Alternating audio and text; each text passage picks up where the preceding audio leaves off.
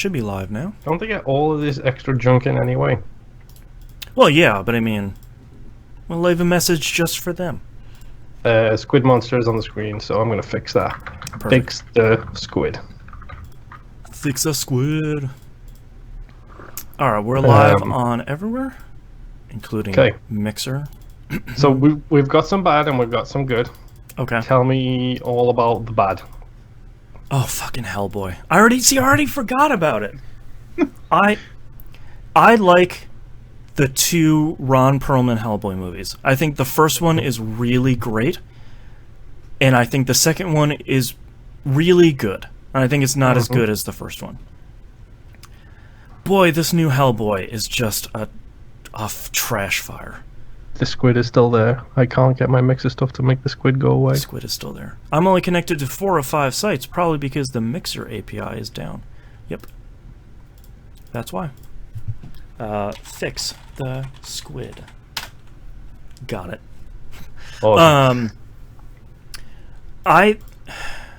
My frustration is, I thought the first Hellboy movie did a really great job at very slowly introducing you to the BPFD and Hellboy and the agent and like all the stuff that makes up Hellboy.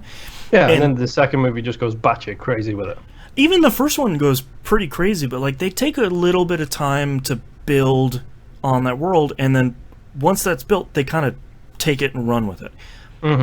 Like the first 2 to 3 minutes of the new Hellboy movie is like, all right, there's Merlin and there's Excalibur and there's this witch and there's this other thing, and it's like this rapid paced like running through the background of this movie, and they didn't really need to, and they're just like snap snap snap going through it as fast as they can. And then for most of the beginning of that movie, either everyone is speaking way too fast, where they're like just trying to get through their lines, or they all seem like they're pretty bored of being in this movie. And it just, none of it was good. And that's really frustrating when the first 2 movies were really good. They didn't need to make this movie. I'm sure there's a reason. Like, I'm sure rights were gonna run out, or they're trying to reboot again, but you don't need to make this. Sometimes the rights running out can make the best movie. Yeah. X-Men First Class. The only good excuse for rights running out X-Men movie. First Class was pretty good.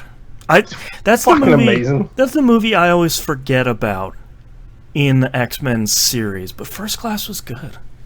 Still haven't seen it. Dude. It's really worth it. I rewatched It's one of those movies that I keep forgetting about. Yeah. Yeah. And it doesn't help that there's like a Marvel movie to me that feels like every other month.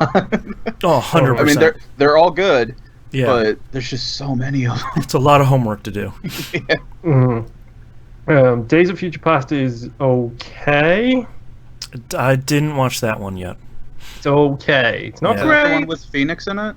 That's the one with Wolverine going back in time to fix the issues. That's the one where they broke the timelines by reintroducing the Patrick Stewart timeline into his timeline. The Phoenix one is the one that just came out, I think. Yes, it is. I didn't hear great things about that one, but yeah, I heard that one wasn't great. And the one before that was Apocalypse, which had Phoenix in it. Right, I forgot there was another one in there. Yeah. And it chose an absolute badass variant of Angel, and it's got Poe Dameron being Apocalypse, which is really weird.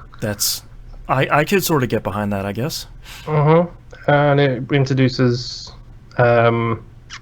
Nightcrawler back into the universe. Great. About 10 years earlier. I like Nightcrawler. Apocalypse is a horrifically piece of crap movie. Great. I went to go see what was the X-Men that had Nightcrawler in it? X2? The original one? I think that was the third. Wasn't it the third one, though? I think it was the start of 2, was him in the White House. The assassination on the president thing. Yeah. Where it's like, okay, yeah. I went to see that in in the theater with my friend Curtis, and every time, there was a woman like a row or 2 behind us, so very close. Every time he was on screen, she would go, ew, ew, ew, ew, ew, ew, ew, ew, like the whole time he was on screen, and she would only stop when he was gone. It's just like, I want to be mad at you, but this is actually kind of funny because you should just leave. Like, it's largely a movie about Nightcrawler at this point, lady. Yeah. No, X2 is the best of the original trilogy. I think First Class is the best of the second quadrilogy. Okay, maybe I shouldn't watch the other. Now. Maybe I shouldn't watch the other ones of the new ones. Well, Days of Future Past is not bad. It's an interesting concept, and it's an interesting way to tie the timelines back in together. Right. Apocalypse is just... Yeah. But the best thing about Apocalypse is it shows how strong certain mutants can be. For example, it shows Magneto learning that the Earth is made of metal. Nice. So, guess what he can do? Ta-da! Magneto should be pretty strong anyway. He's one of the most powerful mutants in the universe, so it's actually good to see him be a badass for once. Yeah. Jesus, what else? Quicksilver scene. The Quicksilver scene in all of the new ones is just amazing. Okay. the wind blew some door in the house closed, and I was just like, God. Okay. Just a spooked cat over here. Yeah, the Quicksilver scene in all of the reboots is, all of the First Class series is absolutely amazing. He steals the show no matter what movie he's in. Yeah. Like, he just goes and, like, he rescues them all from the mansion when it's getting exploded. Like, in the process of exploding, it slows everything down and shows him just doing the backwards and forward run to rescue everybody. Oh, right. In dumb Quicksilver ways. And it's always hilarious. However, on superhero front, because I know we'll be getting into the show soon, I did watch The Boys. Which is I want to watch that. The new Amazon Prime show based on the graphic novel, which is essentially what happens when superheroes kind of aren't superheroes anymore. Right, when they're not out for good. No, because they all work for a giant marketing company. Great. Who basically they have stock investments and merchandising deals. That's really good. And a big feature with this is the supers aren't allowed in the military. And there's a whole congressional arms race going on as to whether or not the supers are ever going to be allowed to be in the military to stop an armed conflict. And it's got Carl Urban in it. Nice. And I will watch anything with Carl Urban in it because that dude is a gem of an actor who didn't get discovered really until it was much too late in his career. Yeah, very underrated. Yes. He's one of the best Dredd on screen, period. He is amazing in Lord of the Rings, and he is amazing in this. He's basically, I don't want to spoil anything, but he basically works for the government. The way he pitches it is when a super gets out of line and needs a spanking, he's the one who does the spanking. Gotcha. So basically, he looks for dirt on superheroes for some of the quote-unquote fucked up shit that they do. Right. And then he punishes them for it. Interesting. It's basically a TV show with nothing but knockoffs of Marvel and DC superheroes. The main hero in it is called Homelander. He's the guy who's got the Stars and Stripes cape and stuff like that. You've seen him in trailers. He's basically Superman. Right. Then you've got The Deep, who is a half fish, half human guy. Guess who he's a knockoff of? How many episodes is it? It's 9 episodes, I think. Okay. That's not too bad. 8 or 9 episodes. I want season 2 because I'm not kidding when I say I literally sat down yesterday to watch it, and I watched every single episode of it back to back to back to back to back. I'm gonna have to watch that. That sounds like it's up my alley. I've been hearing nothing but good things about it. Don't watch it in front of your kids. Well, yeah. No, don't watch it in front of your kids. Period. Yeah. Like, they go to an underground club where the superheroes do things. Okay. We'll say that. This, you know those warnings you get on the front of like Game of Thrones, and like this contains blank, blank, and blank. Right. So you know what to watch. This has got all of them. It contains everything. Graphic violence, sex and nudity. Tossing some drugs in there. It's got everything. It comes up with every single one of them at the start. That's really good. Fun fact: the main character in the comic, Huey, he was drawn in the comic to look like Simon Pegg. Oh, okay. Simon Pegg plays his dad. Great. Because he's just a little bit too old to be Huey anymore. Right. So now Simon Pegg plays his dad in the show. That's really good. It's a genuinely great adult superhero story with some real interesting characters and a genuinely good story so far. Yeah. And it leaves it on a cliffhanger. So hey, where's season 2? Give me season 2, please. Are you working on it? What do you guys do? Yes, they should be. Watch that. All right, you guys ready to kick this thing off? Oh yeah. All right, let's get started in 3, 2, 1. Welcome back to another episode of That Video Game Podcast. I'm your host, Boston. Joining me as always is Moonpier. Hello. And the Nymph. Hello. Announcement at the top for all you patrons. Patreon.com/E1M1, the ones or numbers. Brand new episode of Old Dog New Flicks. You chose the correct movie. Moonpier and Jess watched it. Total Recall, 1990. It's out right now. Go listen to it at the $5 or up tier, which is the tier you should be a part of anyways, because that means you get all the good stuff. And all of it is good. Brace yourself. Brace yourself. Yeah, it's folks. like an hour long, and I get the sense it's sort of a hot one. Yeah, a little bit. Yeah.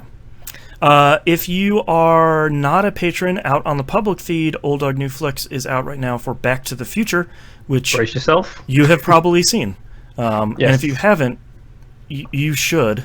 I feel like that's required reading at this point. Come on, dude. That's the whole point of the podcast. Right. That's the whole point of why we do the podcast. That's right.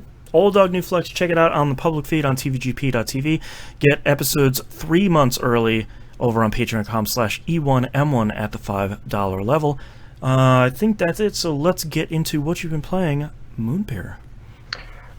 So a lot of personal issues this week, and last week, and the week before, and the previous 4 months. So very few games this week. I got 2. Okay. Now one of them you can write down straight away because we all know it's Dead by Daylight. Yep. DBD. Yeah, let's play some DBD. Which, funnily enough, I literally just send that message now to people I play with and just put DBD ? And then get party invites. It's great. It's kind of my game. It's amazing. What can I say? I played Any Dead by new Daylight killers? Anything? Bill came out. Killers? Which one? Bill came out to the Survivor Bill. From Left 4 Dead? Left 4 Dead. Nice. His patch just came out, so he's now included in the game. That's so good. And he came with 4 other costumes, which is other Left 4 Dead survivors for existing survivors in the game. Oh, that's really good. They've got a really good Alice costume in there. Yeah. They've got a really good Francis costume in there. Oh, man. Like, who's the other one? Zoe?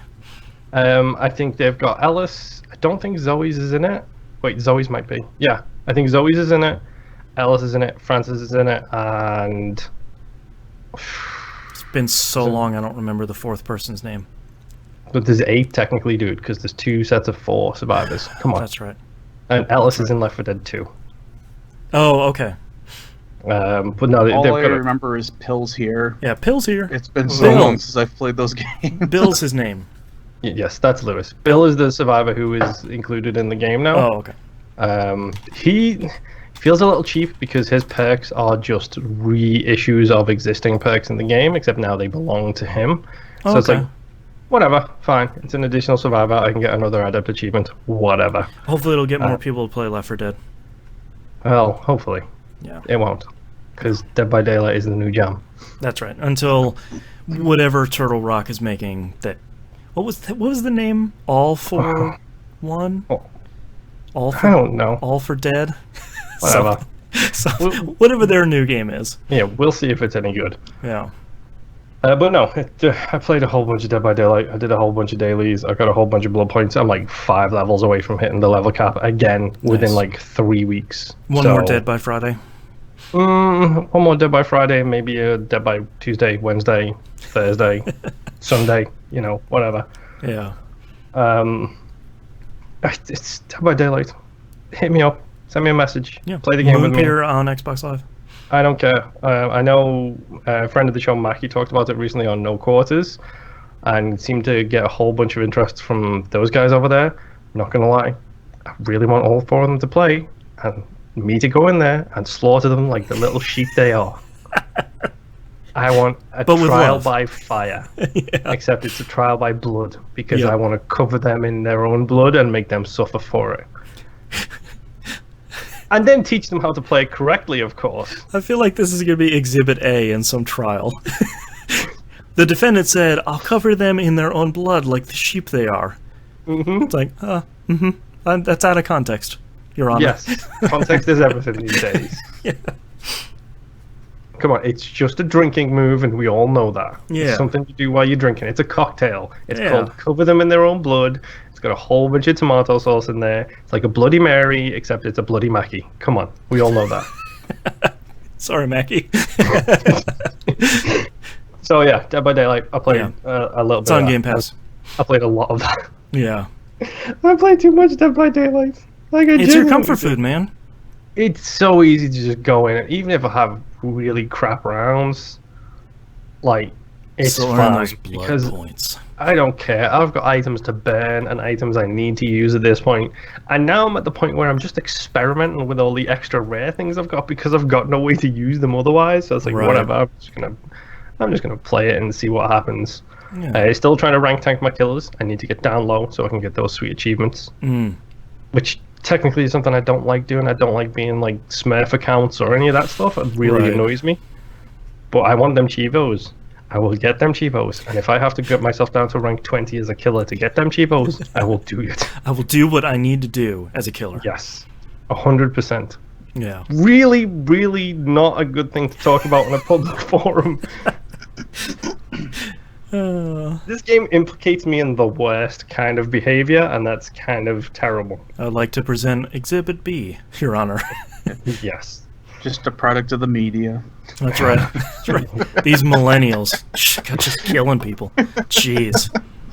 So, about the whole violence in video games thing, Okay. there's totally no link there, you know? No, it should be fine. But no, Dead by Daylight. Keep playing it. Keep saying it. Keep playing it. Moon Doing Bear it. on Xbox Live. Exactly. Moon PIR. Yes. Same as you see here. Right below Roughly. you. Yep. Here. Somewhere. Or there-ish, yeah, on the live stream. Yes. Second game and last game this week because no time, paperwork, things, lots of stuff going on. Snake Pass. Oh, yeah. I got to the hard levels. Oh, no. That was fast. Yeah. The second set of levels, to be precise. Okay. Now there is spinning platforms, and spinning platforms that you have to climb up at the same time. Not terribly hard right now because there is safety nets underneath me in the ground, so that's good. Mm-hmm. But I know there is late levels where there is no ground underneath you, so that's fun. It's just the molten core of the earth. Yeah, exactly. Right now I'm on the level where there is an achievement for completing the entire level without touching water. 50% of the level is bloody water. Yeah, that's not easy. Not Dead by Daylight bloody water. More No, just British bloody water. British bloody water, yes.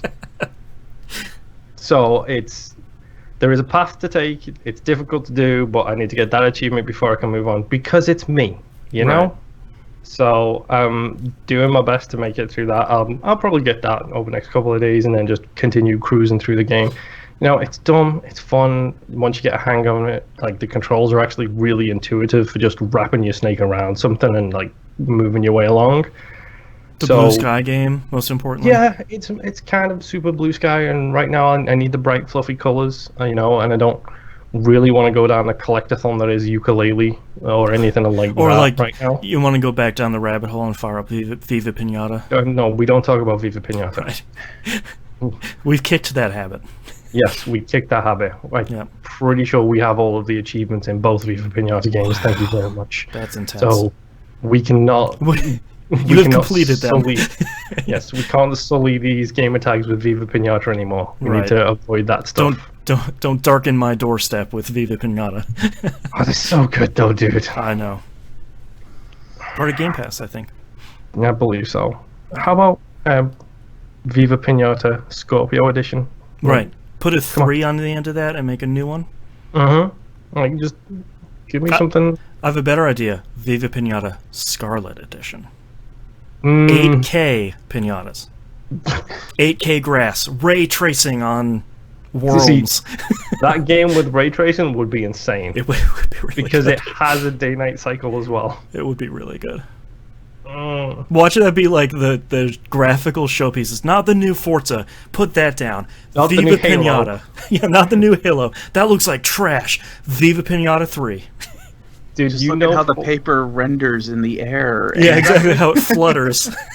how much intense would that be on ray tracing though, to have all that paper, like little flaps things? I really want it now.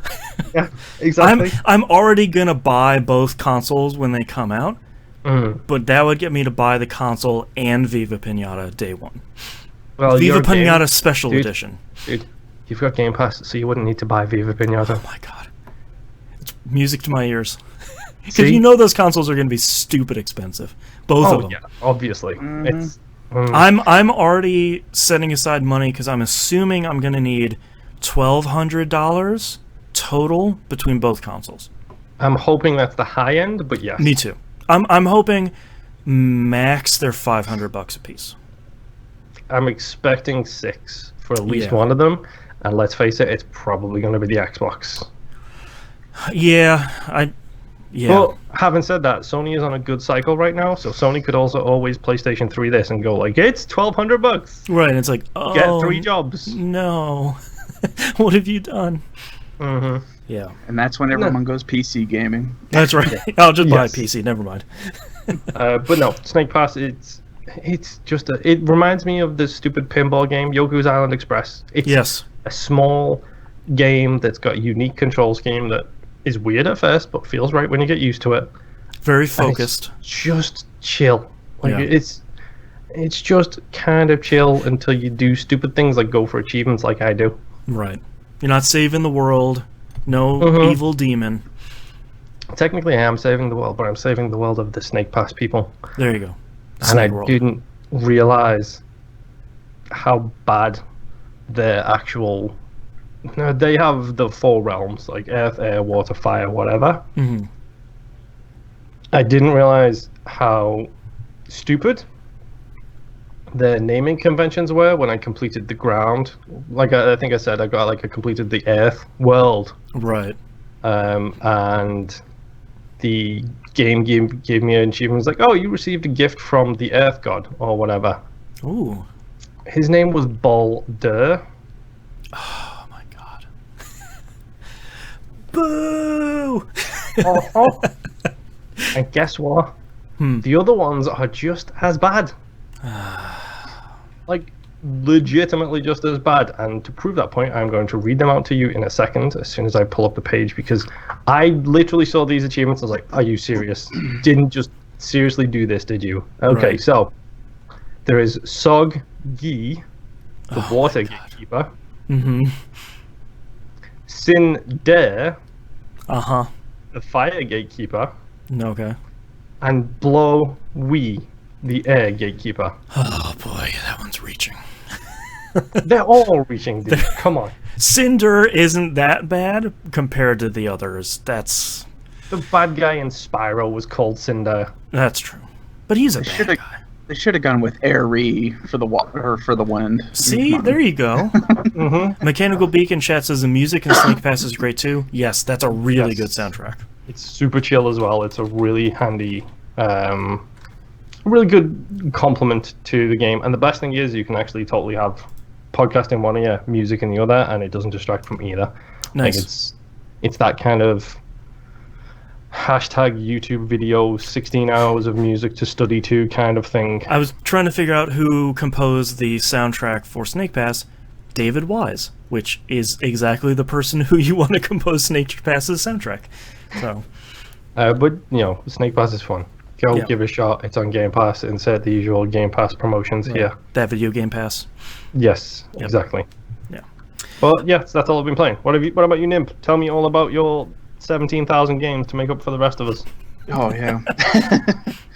So, Tokyo Xanadu EX Plus, beat that. Yes.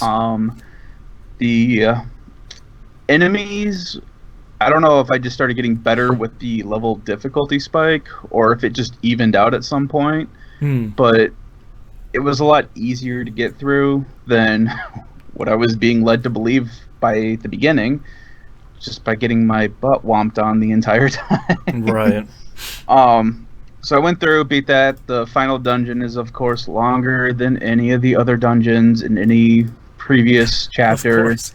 Yeah, Strap in for a 4-hour dungeon. It's like, no, exactly. I can't. They separate your party into groups of 2, and you go. have 5 different areas that you have to go through with those groups of 2. Oh boy. Which isn't. It wasn't horrible. They default. They go through and they default which characters go in what areas, and you can change it if you want to. But they kept an element type that's going to help you in each of those areas. Oh, that's helpful at least. So you weren't completely screwed. So if you just stuck with the defaults that they had lined up already, you can go through the dungeon fine. No Mass Effect 2 suicide mission where it's like, I'll send Tali. Nope, that killed everyone. Okay. Yeah, which I was kind of worried about that, just because they don't even tell you because every dungeon they'll tell you at the beginning, these are the elements that you're fighting. That way you can figure out the weaknesses and figure out who you want to bring in with you. Right. They don't tell you that at the start. They just say, hey, of course. This is Team D through A. Figure it out. Good luck. It's like, well, I don't know, who's doing what. But like I said, luckily the default already set everything up for you, so you don't have to really worry about it. Beating the final boss wasn't terribly difficult. I spammed range attacks, so I was barely getting hit. Nice. And then they do a thing on the second form where story-wise they go through and they kill your characters. There's nothing you can do about it until your main character is the last one to come in, and they are, supposed to defeat the final boss due to story reasons. With the power of friendship. Yeah. Which wasn't an issue. Everything worked out. Everyone was kind of happy. The ending was actually kind of, I won't say sad, but it wasn't really the ending I was thinking I was going to get. I think it's got multiple endings, 2 or 3. I got an alright ending, I guess. Right. But then it opened up a post-game dungeon area that you can go into. I will probably do that because this is like, oh, this is what the true ending is. Aha. And this is the thing that I don't understand about a lot of RPGs is I have an ending. Go do this and you will get the true ending, which completely retcons the original ending that you gave me. Right. So why is that ending there? Yeah, it's not like Persona 3, 4, 5 where you can get a bad ending and the game very much tells you maybe you need to make another choice and you'll get on the true ending path. This is very much like you saw the ending, you got credits, and then is this part of the EX Plus version? I don't know if this is I know there is an extra chapter, but I was under the assumption that you were going to be following this character called the White Shroud. Mm-hmm. I was under the impression that there was an extra chapter just focusing on that character at the end to kind of help fill you in on things. Right. But this may be it. I don't really know. Yeah. But yeah, the retconning is to the point of Fallout 3, where you did this thing and oops, no, that didn't happen. This is happening now. Just kidding. The story changed. Yeah. Mm-hmm. So that was a little weird. I'll probably do that sometime. I mean, I'm okay with the ending that I did get, so I'm not really pressed to continue on with the optional end. Besides later on, just wanting to get more of the story. Right. But yes, the power of friendship prevailed, and there's unicorns and rainbows again. So cool anime song at the end. Yeah. Played more Ys 8. Didn't really do a whole lot worth talking about, except for saying I played more. I'm kind of back into the exploring of it again. So probably another 2 hours, and I'll have a story element to talk about. But still pretty fun. Valkyria Chronicles 4. Completed another chapter in that. Took way longer than I should have again. But I finally hit a story beat where they do background on a character. There's a character that you get at the beginning of the game called Kai. And you are led to believe that Kai was male at one point and is now female. Okay. But you're never told why. And you don't, at least I was not led to believe that this was a transsexual, operation type thing or anything like that. It's just all of a sudden there was this guy named Kai. Now you have this woman named Kai. Okay. And that's it. You're not told anything else about it. So I finally started getting the background to that and figuring out what had happened. So I got to finish the battle scene for that. It was kind of a side chapter thing that they give you. So that was a pretty interesting story, and it's branched off another path of trying to figure out, okay, so when's this going to come ahead where I fully figure out what's going on? Right, like when does it all come together? Yeah. Right. So that left for an interesting cliffhanger, and I'm looking forward to getting that all figured out. Not getting warm and fuzzies off of this, though. This is probably going to go bad. Oh, okay. Played more Crackdown 3. The combat is starting to become a real pain to play. Yeah. To the point that I'm kind of not liking the game now. That's about where I stopped playing and said, oh, I'll get back to it later, and I haven't yet. Yeah, it's not even so much that the enemies are getting harder, it's just there's a lot more of them now. Yeah, Jesus, yeah. Which isn't an issue, except for the fact that the lock-on is complete garbage. Yep. You can never aim at the thing that you want to hit. You're being hit by all these ground troops. You've got like airplanes that just start showing up from shooting at you. Yeah, you've got drones shooting at you. There's people up on higher levels of elevation that are shooting at you. And I'm still having the issue where it's hard to see who's actually shooting you if they're any distance away. Yep. And the lock-on is just complete garbage in this game. Well, and in most games, you would just stop using the lock-on and just manually aim, and you just sort of make your way through. But that doesn't really work in Crackdown. Like, the lock-on is there because it's really hard to manually aim, but the lock-on just selects whatever it wants, it feels like. Yeah, and the other thing I was starting to find, too, is that even if you don't lock on, if you're manually aiming, every once in a while, I don't know if I lifted my finger off the trigger a little bit or what, it'll just lock on to something anyway. Oh, interesting. So, and that was why I started using the beam cannon since the start, just because it was a lot easier, where if it just happened to go crazy and lock onto something else, I'm hitting all these other people as my weapon's going that way anyway. We'll lock on something, I'm going to kill it, whatever. Yeah. Yeah. But, yeah, it's just to the point now where there's so many enemies happening at once that it's just becoming a real chore to try to clear certain areas out. Yeah. And then you've got the other issue of if you don't complete enough of the side quests, certain bosses will be more difficult. Your survival rating isn't as high. Yep. And I'm to the point now where I'm doing those side quests, but my survival rating is only going up like 1%, 2%. Yeah, and it doesn't really explain why. Yeah. Yeah. And so that's... the whole game's just becoming a chore, which sucks, because it's really fun just running around doing random crap, but combat is not its forte. Yeah. Nope. Yeah. The next thing that I played, Marvel Ultimate Alliance 3.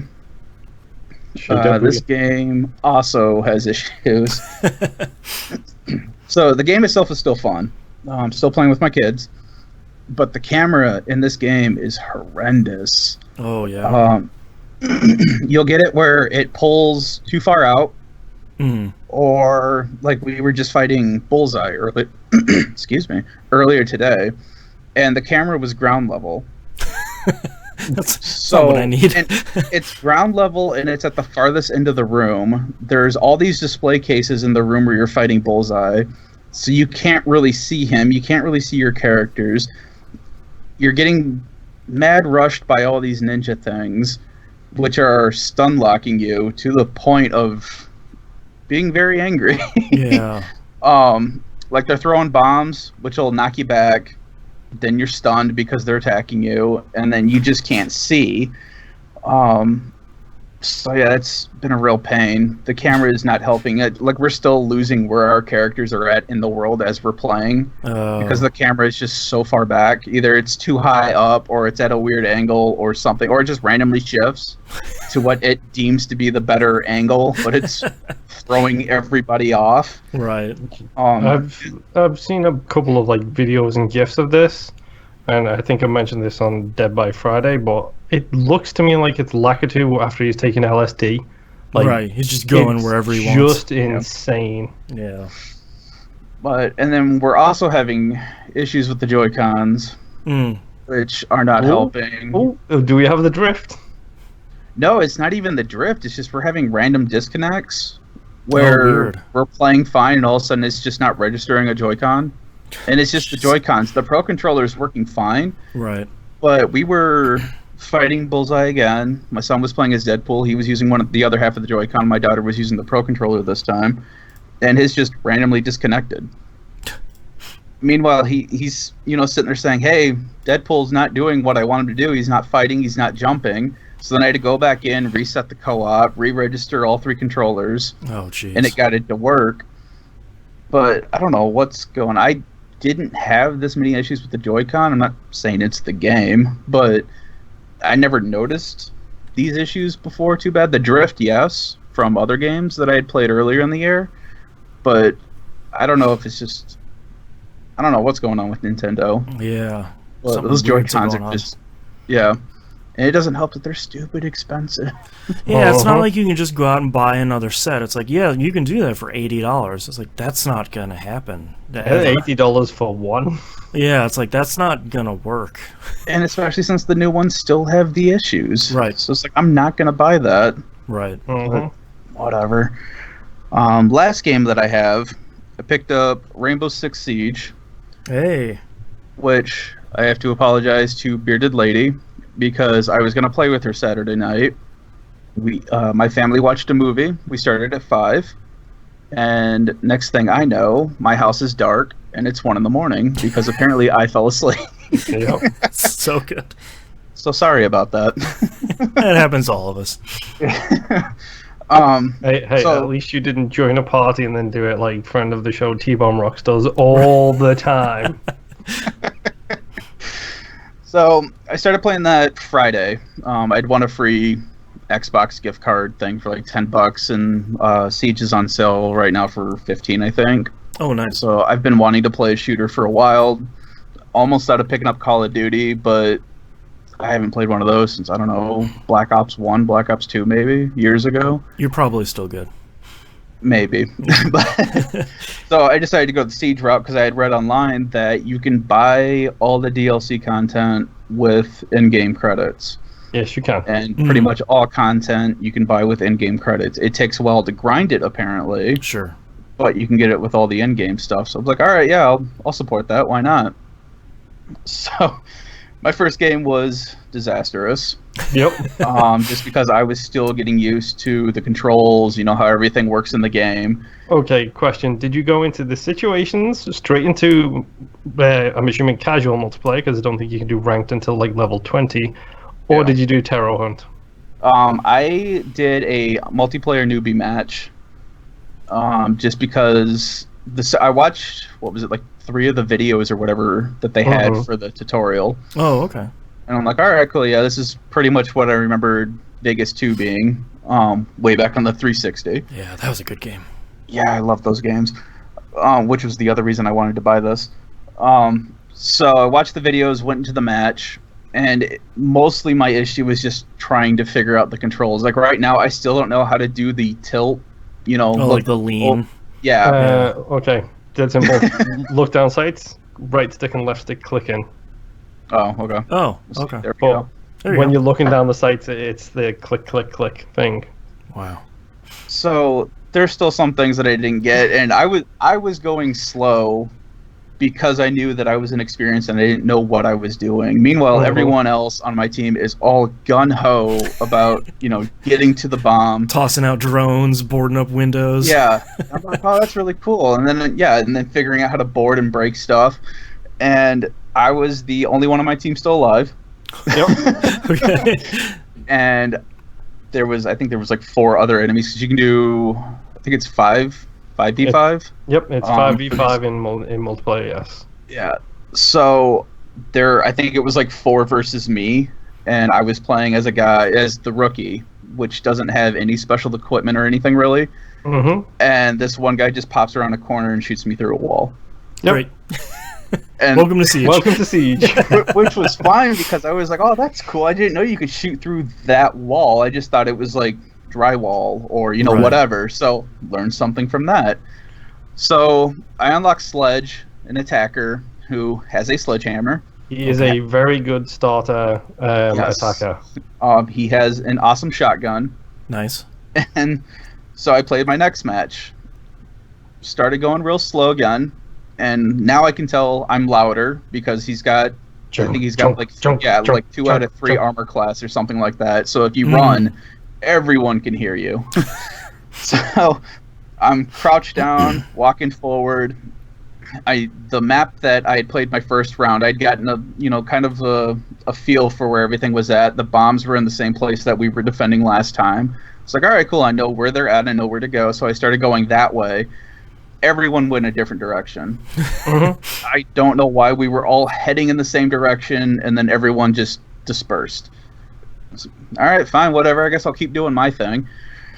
So I'm a wall away from where the bombs are at, and all of a sudden I hear grenades going off. There's gunfire everywhere, and I accidentally smashed a wall with my sledgehammer because I hit the wrong button. I'm like, oh, okay, cool. Now I have this hole to shoot through, and there's a guy who's looking right at me on the other side of this hole. So I shoot him with my shotgun. I was like, all right, cool. All's good. I can see the bomb, and all of a sudden 3 more guys come at me. I'm like, oh, crap. So I go to throw a grenade. That went poorly because I didn't aim for the hole in the wall. So then I had to run out of the room before it went off. Managed to accomplish that. I have a bigger hole in the wall so I can see what's going on. And I'm just waylaying with the shotgun and end up winning the match. Hey. All right, well, that's a quick turnaround for second game. Yeah. But there's a lot to learn. I'm enjoying it. There's a lot of stuff that I'm still figuring out and that I'm seeing other people do. I'm kind of scared to start playing as other classes just because there's so many different skills that each operator has. Right. And it's all different between attack, defending. Like, I play as Castle all the time for the defending right now just because of the extra stuff that he can do. And just running around with his submachine gun, I've been able to hold my own. So it's pretty fun. When you first start playing that game, it's always best as well to play basically the set and forget kind of people. Specifically on defense, the set and forget is the way to go because it's people who have things that you put down, you're done, that's down, you don't have to think about it again, you can go and take care of killing people. Like, there's people like Caviera. So Caviera's a defender, but she's a defender who specializes in roaming. So you have to go out and about and find somebody to use her special ability. You need to be good at roaming the area and finding someone vulnerable. And then there's people like Frost, who literally put bear traps on the floor, and then you can just run away. So that's like a set and forget versus a very active kind of thing. So starting with Sledge is pretty good because he's a solid attacker. He's nothing special and he's nothing complicated. That's the key thing. He was my first attacker as well because he's like literally, you put great big holes in walls. Right. Huge holes in the walls. And that's always fun. Yes. And honestly, you'll get used to it. Like, the general thing is, as soon as you get used to everyone's special ability, then you'll be fine. And then learning the keys, like, someone's hacking your phone, I believe means stand still. Because if you move when your phone is getting hacked, you get detected. So you stand still, you de-hack your phone, and you're fine. Well, and a lot of the thing that I like playing with Castle is that he reinforces walls, all kinds of stuff. So I'm putting barricades up everywhere as a defender, to the point that I've probably annoyed a lot of people because I'm like, oh, there's this big gaping hole that needs to be covered, and then somebody will come up behind me and just blow it up and be like, no, we have to go through here. It's like, fine, whatever. And then reinforcing, because you can reinforce walls so that way they can't be broken through. And I'll have those things up everywhere. Nice. And then I'll just kind of camp out in a given area and wait for everyone to come to me. And you get certain people who, as a defender, will just run out and start looking for people. Yep. I might get to that point at some point, but I'm not there yet because I'm still figuring the maps out and everything. So I'll hunker down, wait for people to come to me, and it's amazing how dumb some people still play, where they'll just run into a room. It's like, all right, gun that guy down. His teammate comes running in. All right, I guess I'll gun him down. Next thing you know, you're on a 5-kill streak because everyone just railroaded down this one hallway. Nobody was paying attention. Single file line. Yeah. Like, no, okay. So yeah, looking forward to playing more of that. And that was my last game. I also didn't have a lot of time to play stuff this week. Real quick, note about Destiny 2. If you remember from a couple weeks ago, the Hannah and I ran through Destiny 2's dungeon, the Shattered Throne. He got the ship I needed, and I didn't. Ran through it again this week. No one got the ship, including me. Super salty about it. So I figured, let's look at the Fire Teams subreddit. That's just people that are looking for group on basically every platform except for Xbox One, because Xbox One has that really nice built-in LFG system, which yes, it does. It would be nice if Sony could steal that. That would be super great. Found a group. One guy didn't have a mic, and the other guy had never done it before. It's like, that's cool. I've done it a whole bunch of times. I'll help the guy that hasn't been through before. I can just help him walk him through it. We go through super clear stuff. Defeat the first boss. He gets the ship, and I'm about to be super salty until I'm just lagging and the ship drops for me.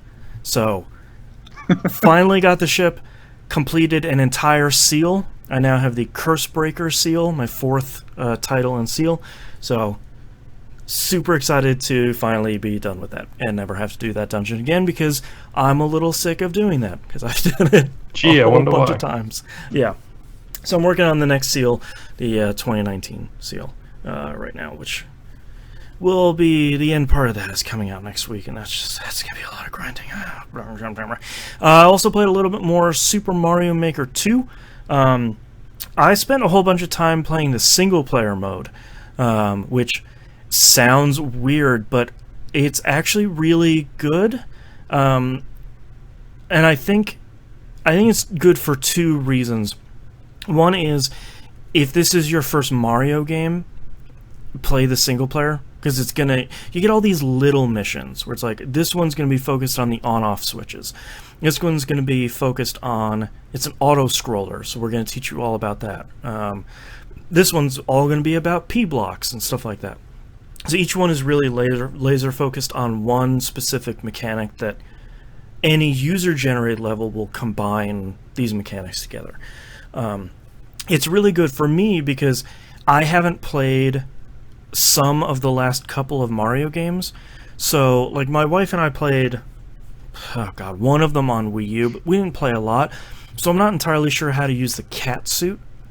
There was a level specifically all about, here's how the cat suit does the dive move and climbs up walls and does all this stuff. So I'm having a lot of fun doing that, and I can go in and spend an hour. I can clear out just a handful of levels, learn a bunch of stuff, keep rebuilding Peach's tower or castle, and then kind of go on from there. I would recommend, if you're playing Super Mario Maker 2, play the single player stuff on and off, because it is actually much better than it seems. I played a little bit of the endless course stuff that is sort of the main draw, but nothing super exciting in there. Of course I played one of those, they're now famous, like the 20-second don't stop running levels that are really popular. They're really good. I mean, they're really popular for a reason, and it is a lot of fun to just cook across this level, and just your brain is just reacting to whatever you're seeing on screen. And you have exactly 20 seconds to do it, and you'll finish it at like 1 second left. And those feel really good. If anyone's looking for those are on the most popular overall courses filter. So that'll be like the first couple.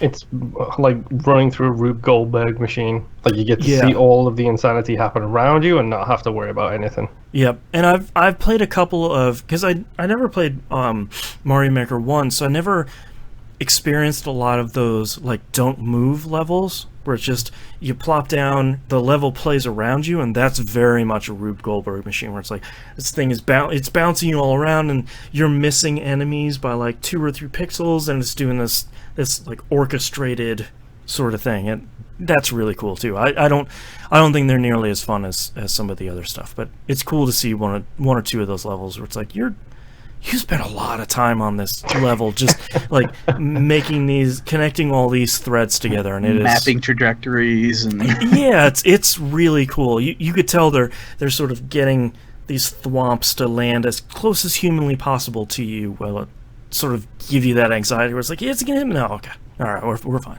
The machine continues to work. And lastly, I finished Bloodstained Ritual of the Night. Thank you. Okay, we were up, then we were down. Where did we end? I ended okay.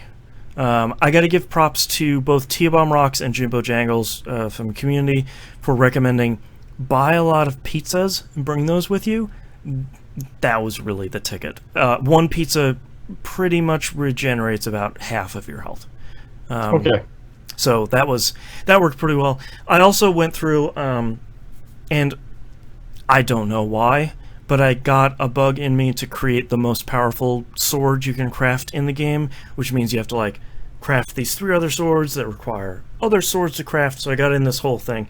I made that. That was a pretty good time. Oddly, did not get a trophy for that. I sort of almost was expecting that. But I largely liked Bloodstained. I didn't like the last couple of bosses. I think especially the final boss was kind of a letdown. It wasn't visually interesting. It wasn't a super difficult fight. And there weren't really any interesting mechanics to it. And it was fine. The boss right before it, because it's like a 1-2 punch boss where you fight this one boss and then you get sent somewhere else and you fight the final boss immediately. It was fine. I think I was thinking about going and getting the platinum because I thought, well, I am interested in exploring 100% of the castle. But when I looked at my completion, I was at like 96 point something percent. And all the rest of the stuff I have to explore in the castle is like corners of large rooms. And that's not as interesting to me as like, here's a brand new secret area. I already found the secret area. Here's like a brand new giant optional area. So I'm putting it down for now. Because they're talking about putting out additional modes in the future and DLC and stuff like that. So I'll probably come back to it then, but I thought it was good. I feel like I will probably warm up to it if I play it again in the future. And I think part of my frustration with it is its largest selling point, which is it's Symphony of the Night 2. And I think that's largely good, but I think it's too similar to it. And I think, minor spoilers, without the benefit of having a second castle or an upside down castle or something, I feel like there's not that huge change to the game like we saw in Order of Ecclesia with the second castle, where it's like, all right, cool, that was a really good game. Whoops, I'm sorry, we're starting an entirely different and larger area than we just cleared. Yeah. That sort of stuff. Like that's fine. There is no but wait, there's more moment. Right, and the but wait, there's more moment is a skill that's interesting, but it doesn't really revolutionize it doesn't revolutionize the castle you've already played. It just allows you to explore like 10% more. And it allows you to sort of cheese some of the bosses.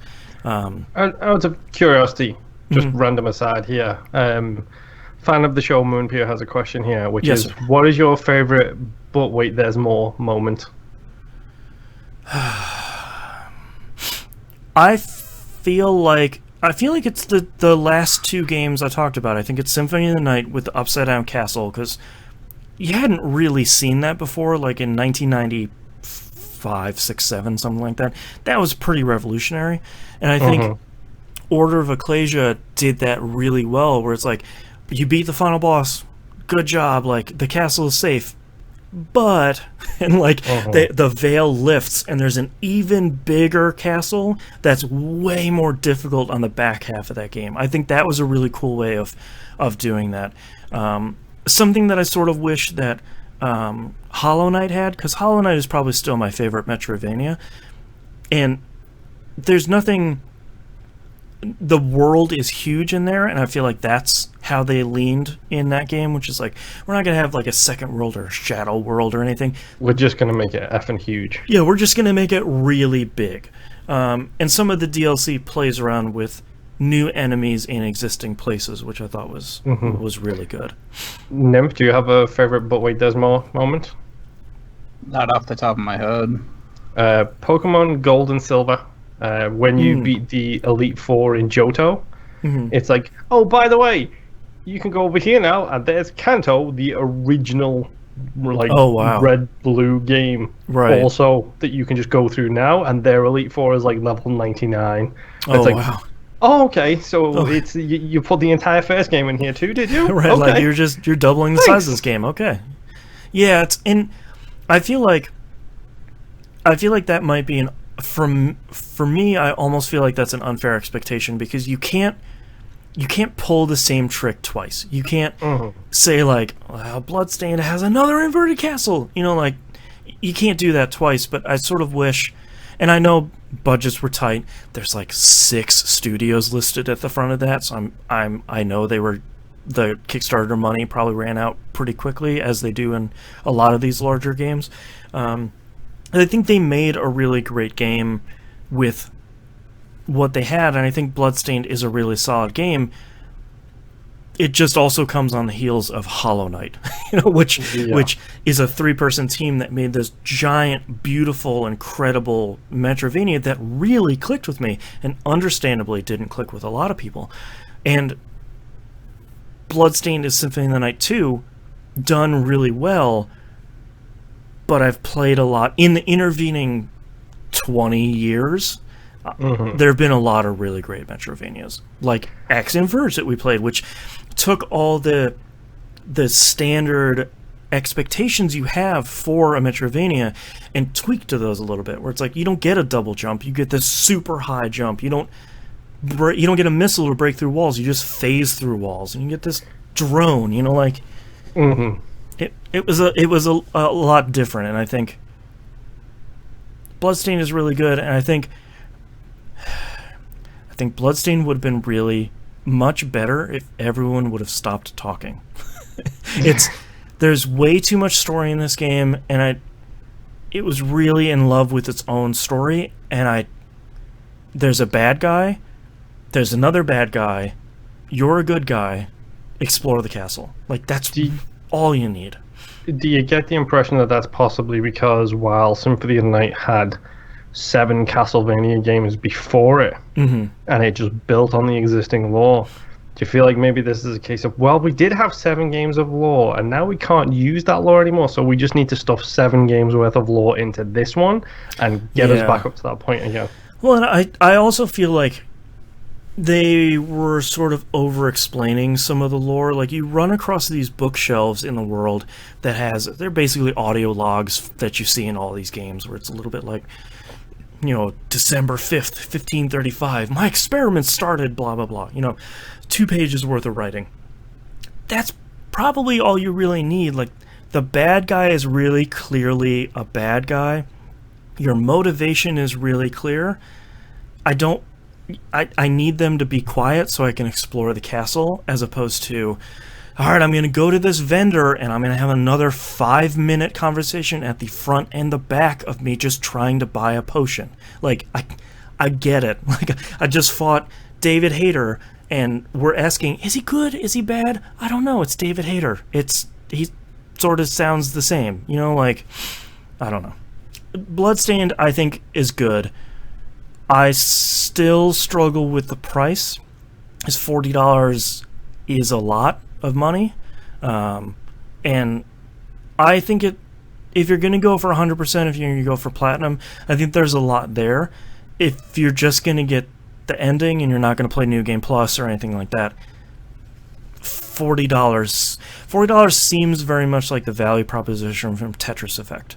Whereas, like, if you just want to play Tetris, $40 is a lot of money to ask for. But if you have VR and you're going to go through all the modes and you're going to try and you're going to play online and all this stuff, $40 seems like a great value.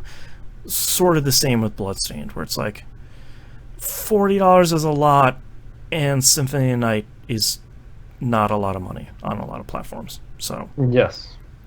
I don't know. It's tough for me to say, like, avoid it for the price or 100% get it. If you have wanted to play it, you're probably already playing it now, and you've finished it faster than I did. Because I think my total time was like 15 hours. So it's not super detailed. But again, that's without me doing New Game Plus or anything. And I think I got like 68, 70% of the shards from the enemies. So I did okay. But yeah, Bloodstained is good. It'll probably be in my top 10 list this year because I don't know if I have played and finished 10 games this year. But I think it would show up in my top 10 either way because it's a solid game. And I'm struggling with not loving it and not hating it. I mean, it happens. Yeah, it was solid. But that's all I've been playing this week, so let's take a break.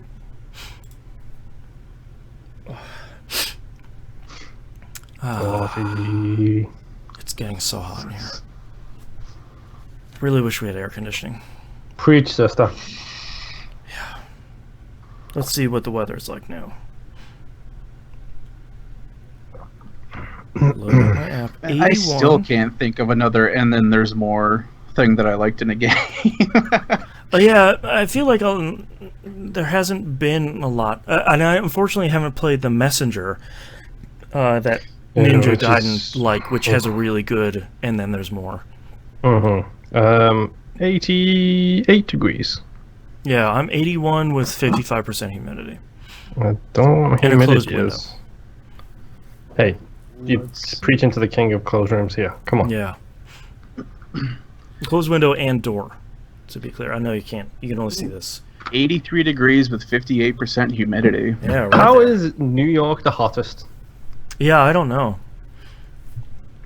Because you're not surrounded by a bunch of Great Lakes. I am is the problem. Yeah. You're surrounded by one Great Lake and then the ocean, several miles away. And a lot of baby lakes. Yeah. I got one Great Lake to the north. I've got a bunch of baby lakes and the Adirondacks to my east. That's and true. I should stop giving away where I live. Right. My address is. Man. All right, you guys ready to wrap this thing up? Oh, yeah.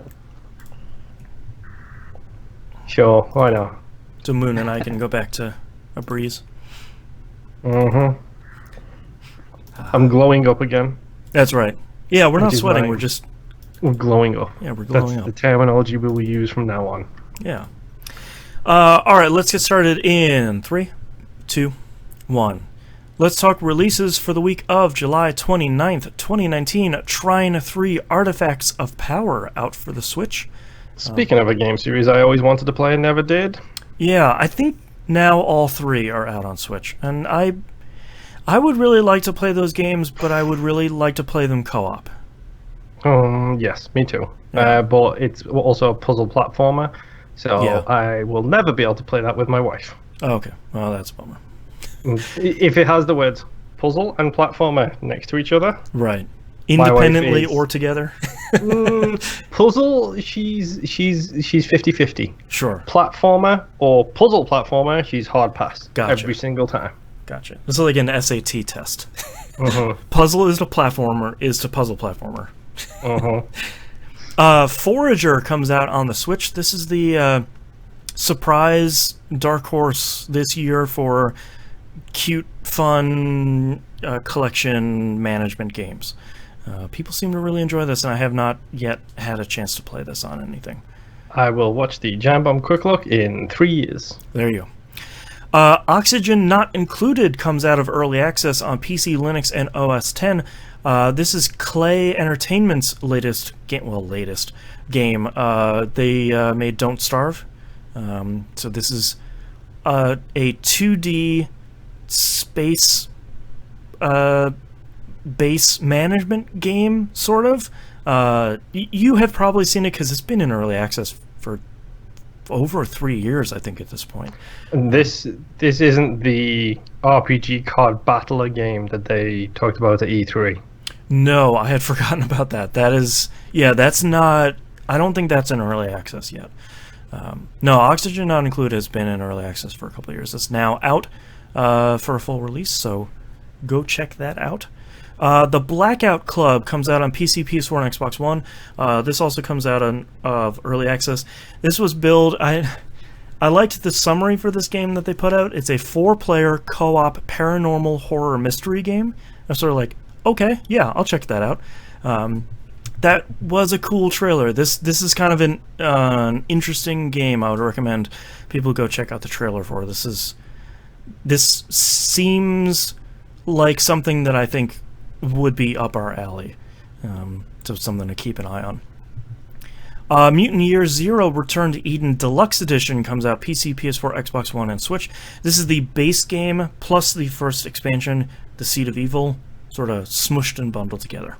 So if you haven't yet played the turn-based, super hard strategy game, Mutant Year Zero Road to Eden, it is now out for essentially a discounted price because they put the two together. It's a pretty good game that I need to get back to once I want to fight with the difficulty.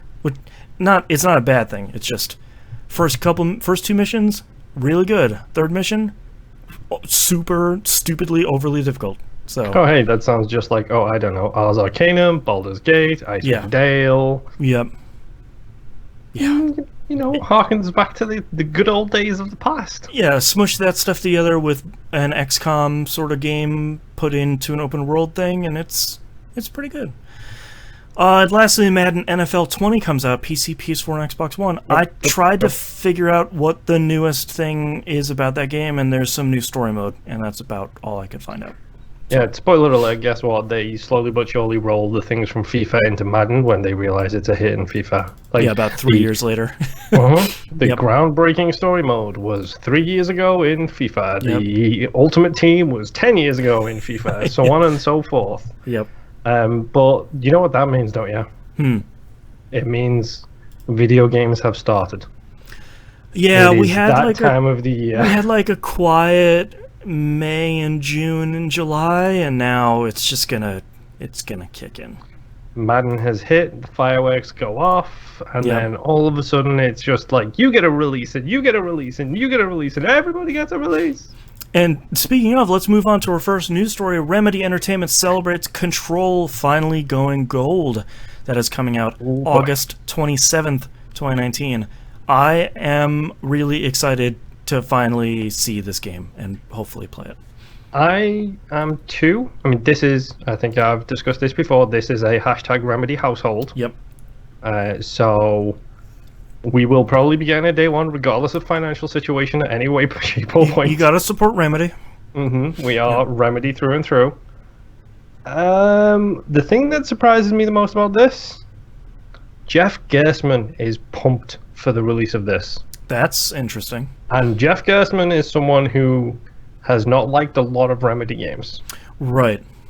He loved the concept of Quantum Break, but wasn't a huge fan of the game. Right. Same with Alan Wake. Same with the Max Paynes. The fact that a stoogey old critic like Jeff is suddenly hyped about a Remedy game, right, means that I need to control myself. Oh, that was 100% unintentional, by the way. And not get hyped out the moon for this because, again, I didn't mean to reference myself. Well, and the good benefit is it's only out in a month. Yes. And it's coming out PC, PS4, and Xbox One, and I feel like they haven't put out a lot of trailers on it. I'm assuming and hoping that's going to sort of ramp up here now that we're less than a month to release. But the stuff they've shown off so far has, one, been stylish, two, been confusing, and the combination of those two things is right in my wheelhouse.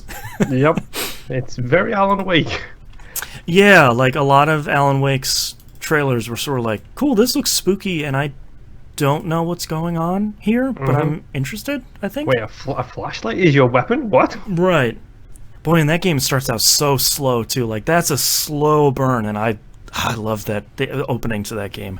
Oh, man.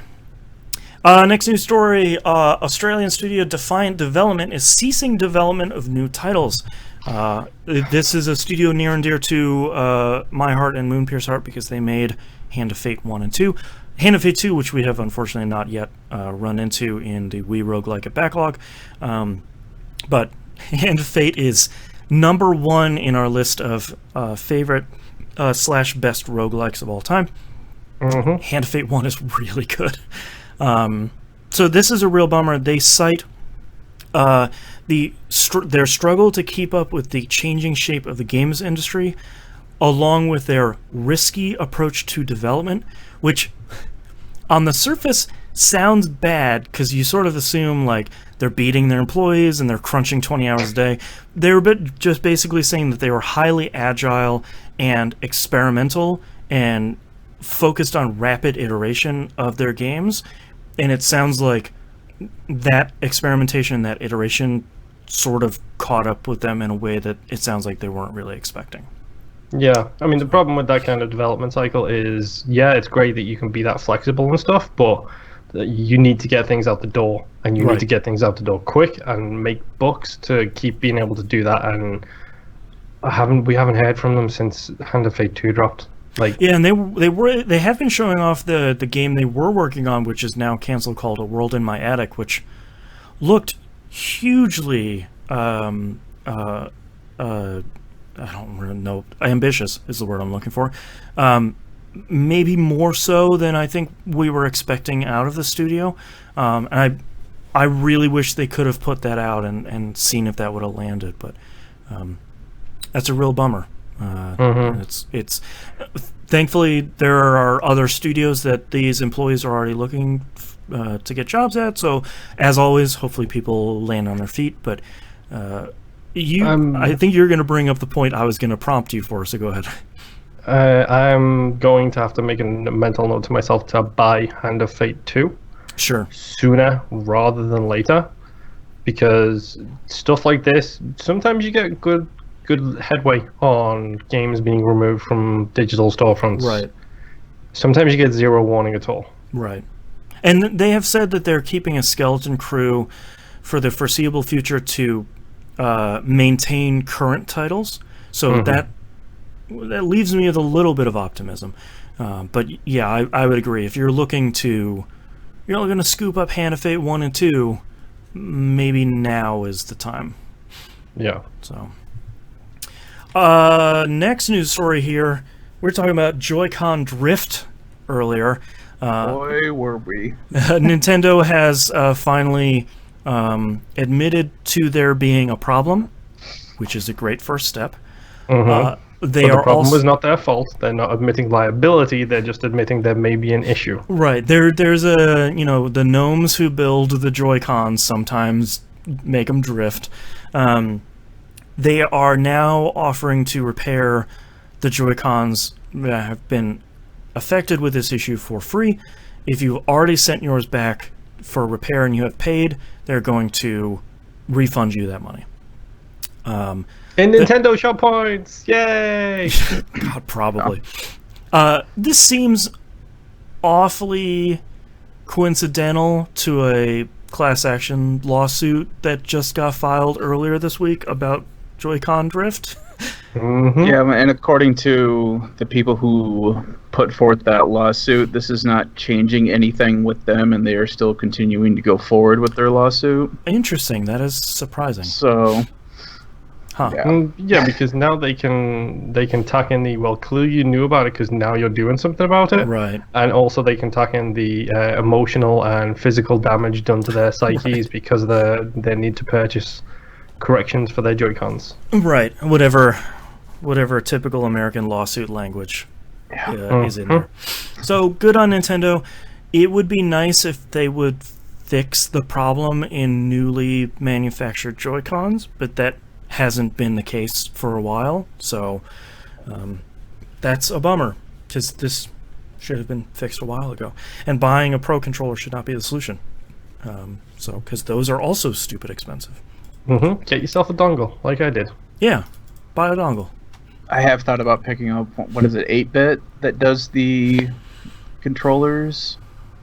They make someone had mentioned it on Giant. Also does someone had mentioned it on Giant Bomb, where I believe it's called 8-Bit, the company, where they make pretty decent controllers that work with the Switch. They're not Joy-Cons or anything, but you can get like an old SNES style controller. Oh, those are the Bitendo ones. Yeah. Okay, I've heard those are fine.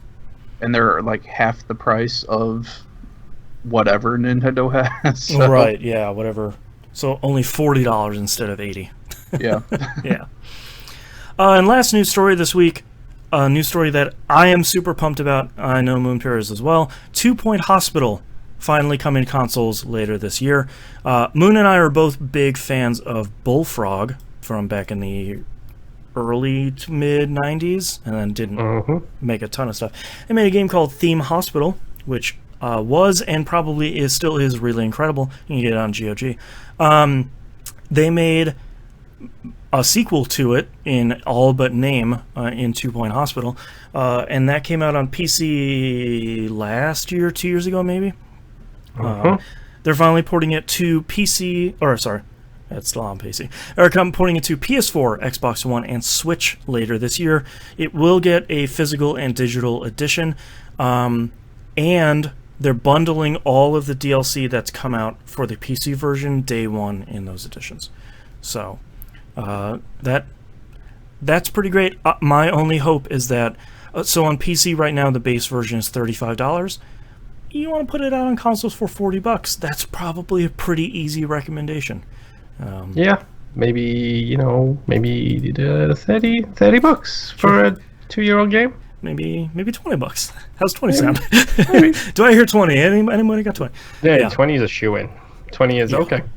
So I'm very excited for that because I very much want to play 2 Point Hospital, but don't. As we've talked about a lot in this show, I have a good video card in my PC. My PC is good.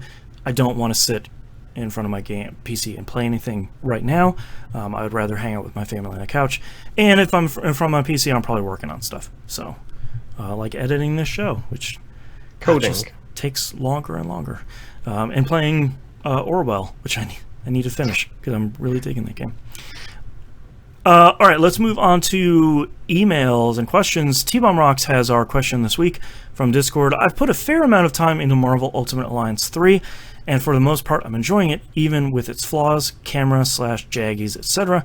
It's a game that is more fun than it is good. Can you think of some games you personally would classify as a fun game that's not as good? Marvel Ultimate Alliance 1 and 2? The first one, definitely. Having played that with my son last year, that first one is rough. You can even go back to like X-Men Legends 1 and 2. Like those were very much like proof of concepts, where it's like we're taking this sort of Baldur's Gate / Diablo thing and putting superheroes in it, and it mostly works. Yeah. And when Ultimate Alliance 1 came out, I was like, all right, yeah, you're really figuring this formula out. I mean, fun but not good. I mean, I always think about smaller, like, Flash games and stuff like that when I'm thinking of this. Like, Shower with Your Dad Simulator is not a good game in any way, shape, or form, but that is a fun game. Yeah. Half of the... Mine... Oh, go ahead. I think mine right now is Crackdown 3, where it was fun starting out, and now it's kind of just a pain. If you're not doing the story stuff, real fun. Yeah.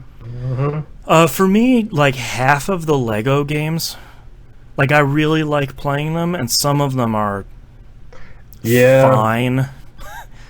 I'm still having a good time, but it's like, this is not. Some of those are not your best work that's coming out here. They can't all be Lego Hobbit. Lego Hobbit is terrible, dude. I like it. Lego Hobbit is like just horrible because it's the stupid one of the ones that did the voice acting over the game. It's terrible. And then you got the special hats thing where it puts a stupid Sherlock Holmes hat on the dragon because, spoiler alert, Benedict Cumberbatch was Smaug as well as Holmes. I forgot about that. That was pretty dumb. Classify a game that's fun that's not as good. I feel like we can't say... we can't say AP. Don't say AP. We can't even mention... Yeah, we can't say Alpha Protocol because that's just the... It's a given. Yeah, that's the the watermark here. For me, go ahead. Dungeon Siege 3 on the 360. Not a really great game. I played through that like 4 or 5 times because there was something about it that I really enjoyed. But it's not like the best of those games. For me, I feel like I'm a lot more selective in what I've been buying the last couple of years. I'm still buying a lot, but to the detriment of my wallet. Well, you may not be playing a lot. Yeah. But I guess right now I'm not taking as many chances as I used to when I had the free time. Now that I have more free time, I'm starting to dive back into games. It's like, oh, this could be interesting. Right. But everything that I own right now are kind of known quantities of, oh, no, this is a good game, or to me, it's a good game. So I haven't really fallen into that a whole lot recently. Well, there is one game that you and I have been playing this year, Nimp, the Technomancer. Yeah. Which is very much a game that I'm having fun with, but it's kind of not a good game. Yeah. I mean... Well, you said no Alpha Protocol, so...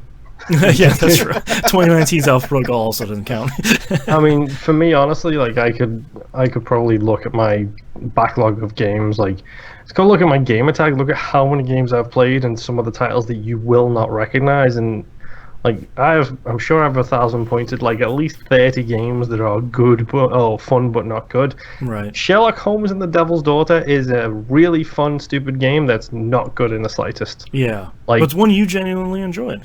Like, I'm sure I've done like at least 20, 30, maybe 50 of them out of my 320 completions. Mechanical really Beacon chat says Vampire.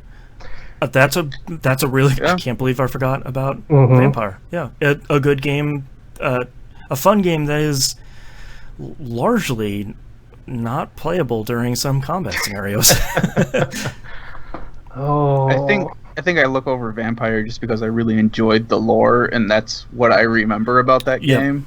Yeah, and that as stuff soon as you is said stellar. it, though, I went right back to, combat sucks in that game. Yeah, but everything else is incredible.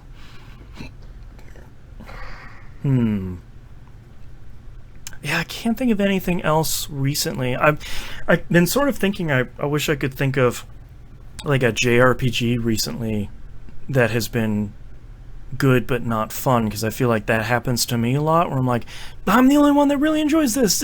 It's really not great. But the last one I really played was Dragon Quest XI, and that game is incredible.